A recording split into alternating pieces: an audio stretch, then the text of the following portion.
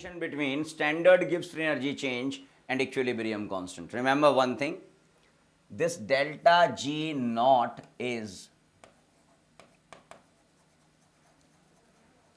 standard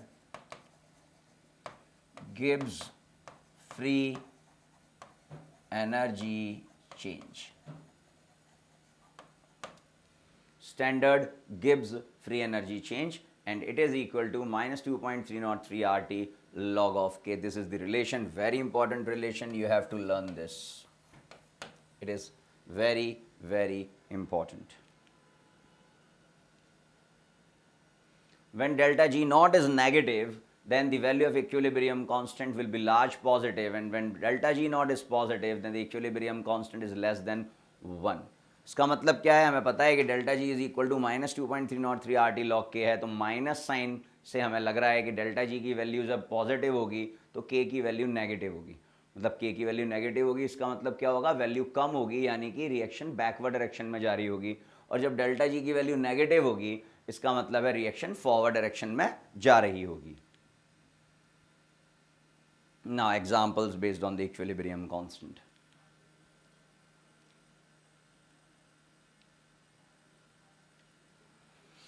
Example number 1, in the reversible reaction A plus B, which is in equilibrium with C plus D, the concentration of each C and D at equilibrium was 0.8 mole per liter, then the equilibrium constant Kc will be. देखें जरा approach क्या है question को solve करने की. What we have given a reversible reaction A plus B, which is in equilibrium with C plus D. Number of moles, initial number of moles are not given, so what we have to consider its stoichiometric coefficient as initial number of moles, so it must be 1 1 0 0. Now at equilibrium it is 1 minus x, it is 1 minus x, it is x, and it is x. So these are the number of moles we obtained at equilibrium. So what we are getting at equilibrium, the number of moles of C and D are respectively x. Equilibrium पर C और D के number of moles क्या हैं? Number of moles हैं बेटे x.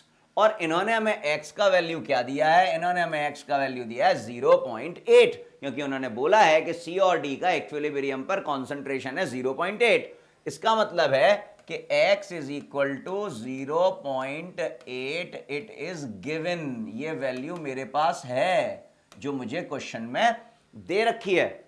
सो 1 minus 0.8, 1 minus 0.8, 0.8 और 0.8, तो ये मेरे पास आया 0.2, ये आया मेरे पास 0.2, ये आया मेरे पास 0.8, ये आया मेरे पास 0.8. अगर वॉल्यूम नहीं दिया होता है तो consider the volume as 1 litre. When volume is not given in the question then please consider it as 1 liter. When pressure is not given in the question, then please consider it as 1 atm.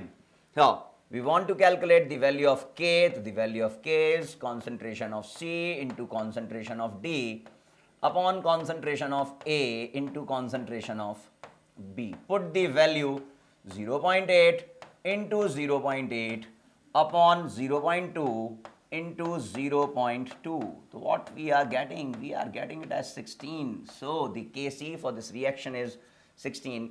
That is option number D. So here is the answer. So this is the approach to solve the question. ये जो मैंने generalization आपको बताया था, initial number of moles, moles at equilibrium, active mass, उसी से related मैंने यहाँ पर इस question को solve किया. आशा करता हूँ आपके समझ में आया होगा. अगले प्रश्न पर बढ़ते हैं. वाह, चलो. For a system A plus 2B is in equilibrium with C, the equilibrium concentrations are, आपको दे रखे हैं. क्या कैलकुलेट करना है? K इक्विलिब्रियम कैलकुलेट करना है. आपके पास A का कॉन्सेंट्रेशन है, आपके पास B का कॉन्सेंट्रेशन है, आपके पास C का कॉन्सेंट्रेशन है. रिएक्शन लिखते हैं, देखते हैं. रिएक्शन है A plus 2B is in equilibrium with C. K अगर मैं इसके लिए लिखता हूं तो क्या लिखूंगा? इसके लिए K लिखूंगा concentration of C upon concentration of A into concentration of B का square. Now what are these concentration? Sir, these are the equilibrium concentration of A, B and C respectively. क्या हमें क्वेश्चन में दे रखे हैं? Yes sir, question में हमें A, B और C के इक्विलिब्रियम कॉन्सेंट्रेशंस दे रखे हैं. मैं कहूंगा बच्चों put the value in the question. The concentration of C is 0.216. Concentration of A is 0.06 and concentration of B is 0.12 का स्क्वायर. जब आप इसे सॉल्व करेंगे you will get your answer as 250. तो K की जो वैल्यू आपके पास आएगी वो आएगी 250. तो जैसा मैंने चैप्टर की स्टार्टिंग में कहा था बेटा कि चैप्टर सिंपल है, चैप्टर इंटरेस्टिंग है. जब मैं आपको यहां पर कुछ एग्जांपल्स दे रहा हूं, आपको न्यूमेरिकल सॉल्व करा रहा हूं, तो आपको दिख रहा है कि अभी तक किए गए 2 एग्जांपल्स में क्वेश्चंस आसान ही हैं. केसी की वैल्यू निकालना, केपी की वैल्यू निकालना कोई बहुत मुश्किल काम नहीं है. तीसरे एग्जांपल पर आते हैं. वाह, the molar concentration of O2 is 96. It obtained in a 2-liter vessel. Active mass will be, चलिए 96 ग्राम है, it is 96 gram and it contained in 2-liter vessel. Active mass मुझे निकालना है. तो बेटा एक्टिव मास क्या है? What is active mass? Sir, active mass होता है मोलैरिटी, और मोलैरिटी होता है number of moles upon volume. Now how can we calculate the number of moles? Number of moles can be calculated by the formula weight of the substance in grams upon the molecular weight.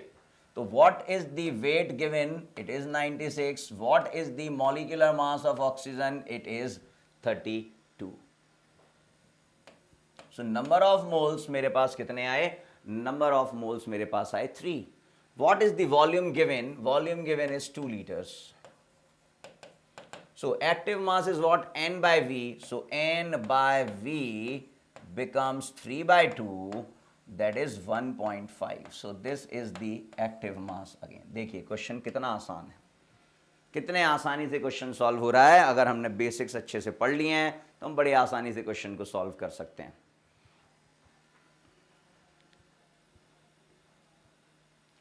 Example number 4. 2 moles of PCl5 were heated in a closed vessel of 2-liter capacity. At equilibrium, 40% of PCl5 dissociate into PCl3 and Cl2. The value of equilibrium constant is very, very interesting question. मजा आएगा, concept clear होगा. देखते हैं. PCl5 is in equilibrium with PCl3 plus Cl2.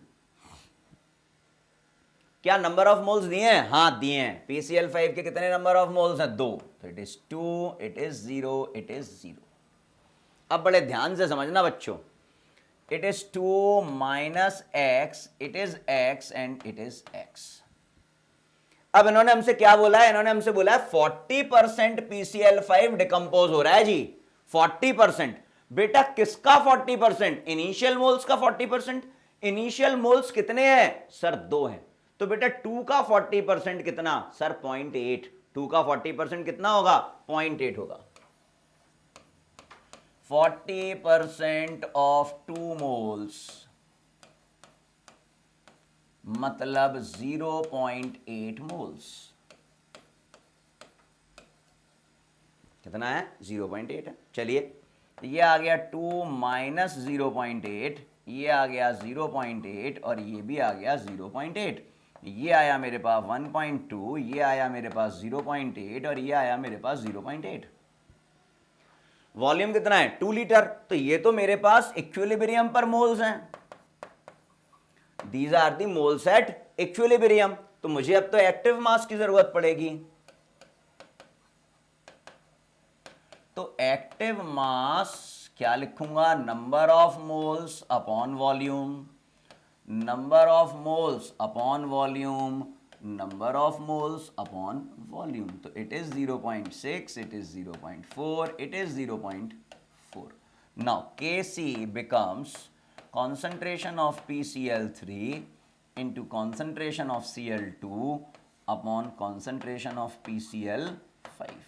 Value put करेंगे 0.4 into 0.4 upon 0.6. जब आप इसे solve करेंगे आपके पास जो वैल्यू आएगी वो आएगी 0.266. तो यहां पर जो बात समझने वाली थी ना, क्वेश्चन में कोई भी गड़बड़ नहीं थी. बच्चे जो मोस्टली गड़बड़ करते हैं ना, बच्चे जो मोस्टली गड़बड़ करते हैं वो यहां पर 40% लिखा हुआ है तो वो x की वैल्यू 0.4 ले लेते हैं. 40% लिखा हुआ है तो वो x की वैल्यू 0.4 ले लेते हैं. लेकिन ये बात मुझे सोचनी पड़ेगी ना यार कि 0.4 तो वो 1 मोल का 40% है. मेरे पास मोल्स हैं कितने? मेरे पास 2 मोल्स हैं. तो 2 मोल्स का 40% डिकम्पोज हो रहा है, मतलब PCl5 के अगर 2 मोल हैं तो उसका 0.8 डिकम्पोज हो रहा है. ये बात बहुत इंपॉर्टेंट है. ये बात अगर समझ में आ गई तो समझो बेटा जीवन में सुख ही सुख है. क्वेश्चन आसानी से सॉल्व करेंगे हम.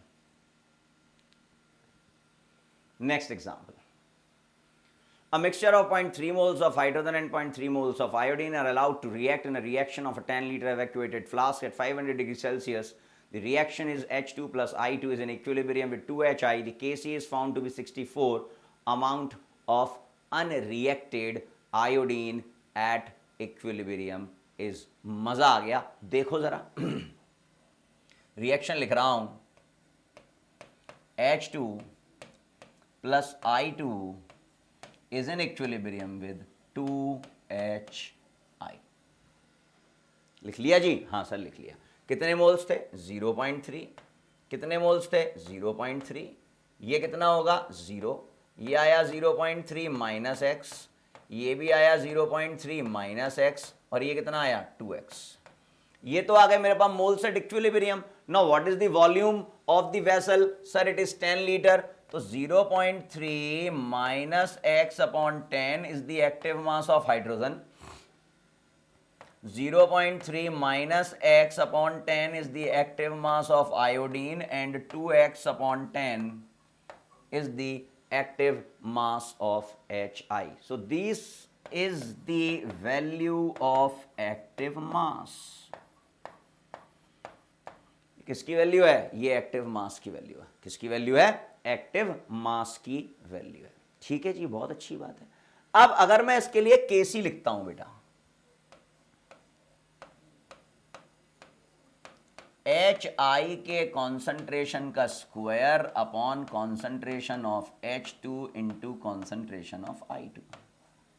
Now what is the value of Kc given? Kc given is 64. 64 is equal to the concentration of HI is 2x by 10 का square upon 0.3 minus x upon 10 into 0.3 minus x upon 10. As it is मैंने value put कर दी.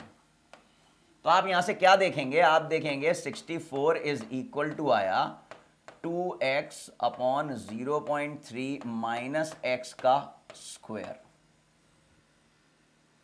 तो बेटे 2x upon 0.3 minus x is equal to मेरे पास आया 8, क्योंकि मैंने स्क्वायर रूट ले लिया. यहां से मैं x की वैल्यू निकाल लूंगा. तो 2x is equal to 2.4 minus 8x. तो 10x इज इक्वल टू 2.4. तो x इज इक्वल टू मेरे पास आएगा 0.24. ये मैंने x की वैल्यू निकाली है, x की वैल्यू. लेकिन क्वेश्चन में उसने मुझसे पूछा है अमाउंट ऑफ अनरिएक्टेड आयोडीन, मतलब बचा हुआ, जो बच गया. कितना बच गया? 0.3 माइनस एक्स बच गया. और देखिए x की वैल्यू कितनी है? 0.24. तो आप जब 0.3 माइनस 0.24 करेंगे तो you will get the unreacted amount as 0.06 mole. Again question is very simple. हमें सिर्फ और सिर्फ जो बेसिक्स है ना, initial moles, moles at equilibrium, active mass, step by step करेंगे ना तो थिंग्स बिकम वेरी सिंपल. बहुत आसान चीजें होती चली जाएंगी. अरे वाह, बहुत ही बढ़िया. The rate constant for forward reaction and backward reaction of hydrolysis of ester are rate constant forward Kf कितना है 1.1 into 10 raised to power minus 2. Backward reaction कितना है 1.5 into 10 raised to power minus 1. अरे वाह, ये तो बहुत अच्छा है.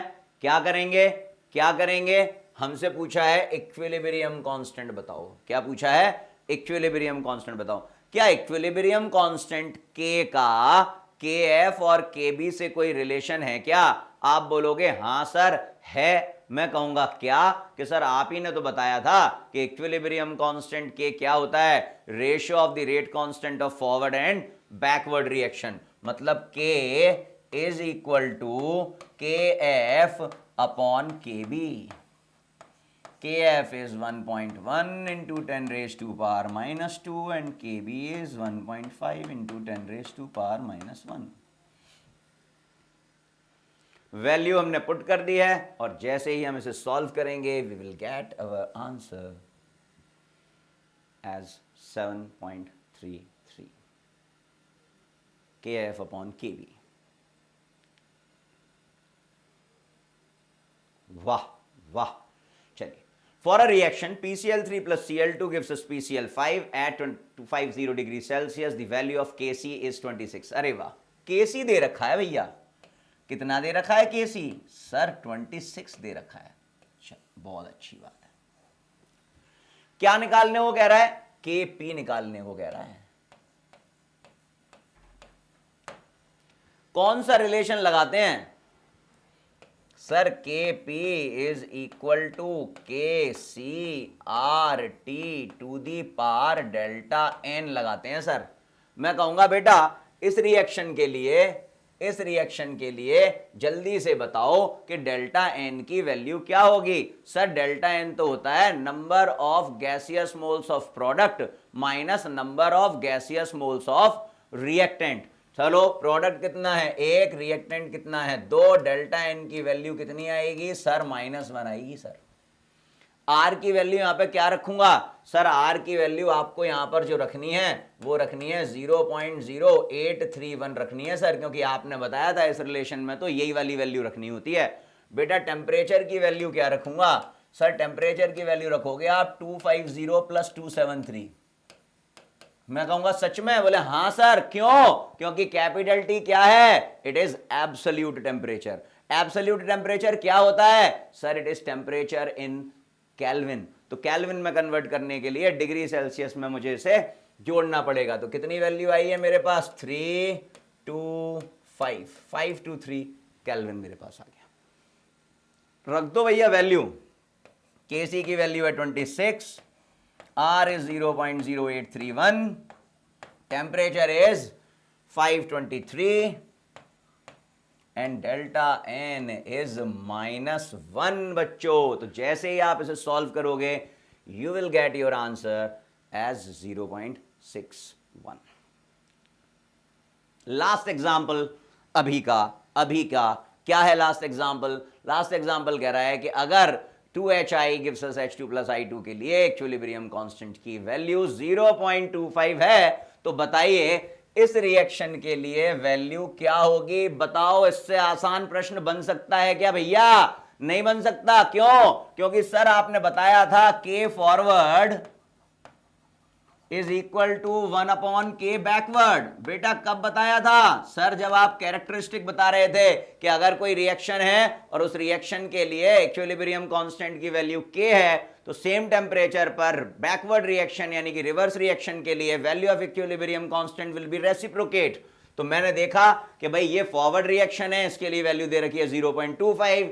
ये बैकवर्ड रिएक्शन है, देखिए बिल्कुल उल्टी हो गई है. बैकवर्ड रिएक्शन है तो K की वैल्यू कितनी हो जाएगी? 1/0.25 और 1/0.25 यानी कि वैल्यू आ गई 4. तो बेटा इस इक्विलिब्रियम कांस्टेंट की वैल्यू कितनी आ गई है?